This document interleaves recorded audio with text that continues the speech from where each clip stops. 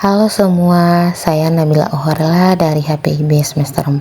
Di video ini saya akan mengulas dan membahas fenomena penyalahgunaan narkoba yang melibatkan pejabat di Indonesia. Kasus-kasus ini tidak hanya merusak reputasi individu, tapi juga mencoreng institusi pemerintahan. Kronologi kejadian. Kasus GWP di Buleleng terungkap setelah polisi melakukan penangkapan atas dugaan penyalahgunaan narkoba. Kasus ini menjadi perhatian pemerintah daerah yang segera menginstruksikan tes urin mendadak di lingkungan ASN. Selain itu, berbagai pengungkapan kasus narkoba melibatkan pejabat dilakukan oleh BNN dan aparat penegak hukum secara berkala. Unsur-unsur tindak pidana. Tindak pidana dalam kasus ini meliputi penyalahgunaan narkoba dengan niat jahat untuk menggunakan atau mengedarkan narkotika secara ilegal. Perbuatan ini jelas melawan hukum dan memenuhi unsur pasal penyalahgunaan narkoba. Dalam Undang-Undang Narkotika, pejabat sebagai subjek hukum harus bertanggung jawab penuh atas tindakannya. Faktor-faktor yang mempengaruhi kejahatan. Faktor individu seperti tekanan psikologis, stres pekerjaan, dan lingkungan pergaulan yang buruk dapat mendorong pejabat menggunakan narkoba. Faktor lingkungan seperti budaya kerja yang permisif dan lemahnya pengawasan internal juga berkontribusi.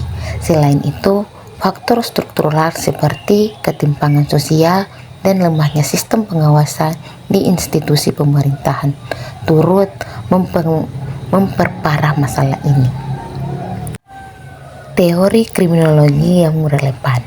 Teori Strain menjelaskan bahwa tekanan dan ketegangan hidup dapat memicu perilaku penyimpangan seperti penyalahgunaan narkoba. Teori kontrol sosial menyoroti lemahnya pengawasan dan ikatan sosial yang memungkinkan perilaku tersebut terjadi.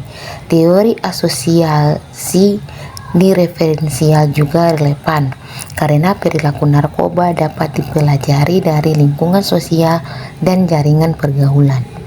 Dampak kasus narkoba pejabat sangat luas, mulai dari rusaknya reputasi institusi, menurunnya kepercayaan publik, hingga potensi korupsi dan penyalahgunaan kekuasaan. Penegakan hukum dilakukan oleh BNN, kepolisian, dan kejaksaan dengan penangkapan, rehabilitasi, dan vonis hukuman. Namun, tantangan seperti intervensi politik dan stigma sosial masih perlu diatasi.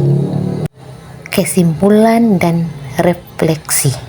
Kasus narkoba di kalangan pejabat menunjukkan bahwa penyalahgunaan narkoba bukan hanya masalah individu, tapi juga sistemik. Penguatan pengawasan internal, edukasi anti narkoba, serta penegakan hukum yang tegas sangat diperlukan.